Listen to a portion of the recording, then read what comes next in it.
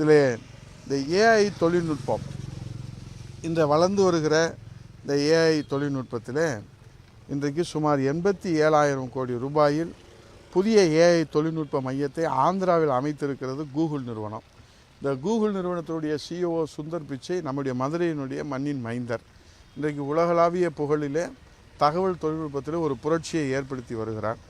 அவரை அணுகி முறைப்படி நாம் அழைப்பு கொடுத்திருந்தால் இந்த 87,000 கோடி ரூபாய், இவ்வளோ பெரிய வாய்ப்பு நமக்கு கிடைக்காமல் இந்த அரசு கோட்டை விட்டிருக்கிறது. அமெரிக்காவுக்கு வெளியே முதலாக ஏஐ தொழில்நுட்ப மையத்தை விசாகப்பட்டினத்தில் அமைத்திட 500 ஏக்கர் நிலம், உள்கட்டமைப்பு, சாலை, மின் வசதிகளை இலவசமாகவே ஆந்திர அரசு வழங்கியிருக்கிறது. இதன் மூலமாக நேரடியாக 6,000 பேருக்கும் மறைமுகம் 30,000 பேருக்கும் வேலைவாய்ப்பு கிடைக்கும். ஆந்திராவிற்கு ஆண்டுக்கு 10,000 கோடி ரூபாய் வருமானம் கிடைக்கும். இவ்வளோ ஒரு பெரிய வாய்ப்பை நீங்கள் இழந்திருக்கிறீர்களே, இது உங்களுடைய கவனம் இல்லாத, அக்கறை இல்லாத தன்மையை வெட்ட வெளிச்சம் போட்டு காட்டுவதாக இருக்கிறதே என்று சொன்னால், அவர் சொல்லுகிறார், முதலீட்டாளர்களை நாங்கள் ஈர்ப்பதிலே தவறவில்லை, அது அதானி ரெக்கமெண்டேஷனில் அங்கே போய்விட்டது என்று ஒரு பொறுப்பில்லாமல் விளையாட்டு பிள்ளை போகல அவர் சட்டமன்றத்தில் பேசுகிறார். ஆந்திராவில் B4 என்ற ஒரு ஃபார்முலா வைத்திருக்கிறார்கள், பீப்புள் பப்ளிக் பிரைவேட் பார்ட்னர்ஷிப். இதன் அடிப்படையில் தான் இந்த முதலீடு ஈர்க்கப்பட்டிருக்கிறது. இனி ஆந்திரா விசாகப்பட்டினம் ராக்கெட் வேகத்திலே வளரும்.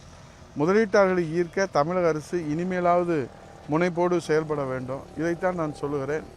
சொல்வது உண்டு, செய்வது உண்டு, சொல்லுக்கும் செயலுக்கும் சம்பந்தம் இல்லை.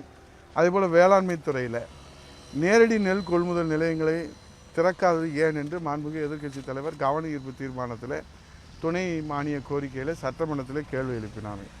நம்முடைய மதுரை மாவட்டத்தில் மாவட்ட ஆட்சித்தலைவர் 41 நேரடி நெல் கொள்முதல் நிலையங்கள் திறப்பதற்கு அனுமதி கொடுத்தார்கள். கொடுத்து 2 வாரங்களுக்கு மேலே அது திறக்கவே இல்லை. இதைத்தான் மாண்புமிகு எதிர்க்கட்சி தலைவர் அவர்கள் நெல் கொள்முதல் நிலையங்களுக்கு வெளியே சுமார் 2 கிலோமீட்டர் நீளம் வரை நெல்மணிகளை கொட்டி வைத்து விவசாயிகள் வேதனைப்பட்டு கொண்டிருக்கிறார்கள். மாண்புமிகு எதிர்க்கட்சியுடைய தலைவர் வருங்கால முதலமைச்சர் எடப்பாடியார் அவர்கள் இதை பற்றி அவர்களிடத்திலே கேட்டார். அப்போது மாண்புமிகு அமைச்சர் அவர்கள் செறிவூட்டப்பட்ட அரிசிக்கு மத்திய அரசிடம் அனுமதி பெற்று தந்தால் நாங்கள் கொள்முதல் செய்கிறோம் என்று சொல்கிறார்கள். இந்த நெல் தேங்கும் நிலை ஏற்படாது என்று உண்மைக்கு மாறாக மத்திய அரசு மீது பழி சுமத்தி இருக்கிறார். உண்மை என்னவென்று சொன்னால், கடந்த ஆண்டு 18ஆம் தேதி அன்றே மத்திய அரசு இதற்கான அனுமதியை வழங்கிவிட்டது. இதை மறைத்து மத்திய அரசு மீது குற்றம் சாட்டி விவசாயிகளும் மக்களையும் ஏமாற்றி வருகிறது இந்த அரசு. இப்போ இதில் வடகிழக்கு பருவமழை வேலை தொடங்கியிருக்கு. இப்போ கூட நம்ம மலையில் தான் நின்றுக்கிட்டு இருக்கிறோம். விவசாயிகள் துன்பம் இரட்டிப்பாகி இருக்கிறது. டெல்டா மாவட்டம் மட்டுமின்றி தமிழகம் முழுவதுமே அனைத்து மாவட்டங்களிலும் விவசாயிகள் வேதனைப்பட்டு கொண்டிருக்கிறார்கள்.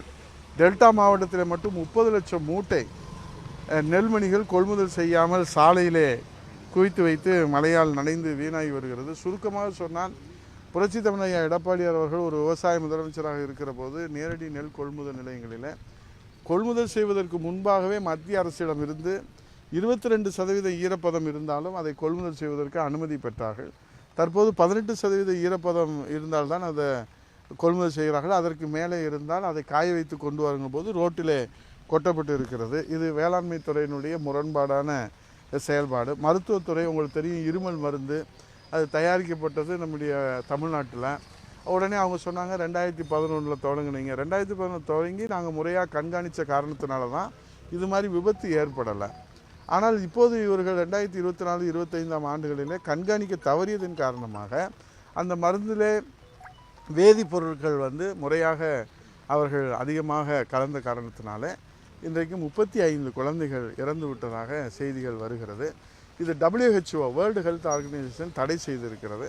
இது குறித்து கேட்டால் அவர் மாண்புமிகு மக்கள் நல்வாழ்வுத்துறை அமைச்சர் என்ன சொல்கிறாரு, இன்றைக்கு ஒரு பேட்சுக்கு நாங்கள் டானிக்கு தயாரிக்கிறோம், இருமல் மருந்து சிறப்பு, அது லட்சக்கணக்கில் தயாரிக்கிற போது அதை எப்படி கண்காணிக்க முடியும் அப்படின்னு சொல்லிட்டு அவர் சொல்கிறாரு, இவங்க கொள்முதல் செய்பவர்கள் தான் அந்த கண்காணிப்பிலே கவனமாக இருக்க வேண்டும்.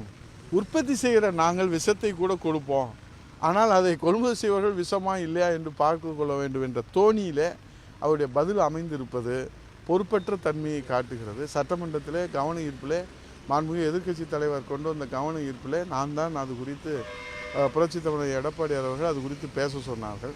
மாண்புமிகு மக்கள் நல்வாழ்வுத்துறை அமைச்சர் அவர்கள் இப்படி செய்கிற குற்றத்தை மறைப்பதோடு மட்டுமல்லாமல் அதை நியாயப்படுத்துகிற ஒரு நிலைதான் இன்றைக்கு தமிழக மக்களுக்கு ஒரு சோதனையான காலமாக ஏற்பட்டிருக்கிறது.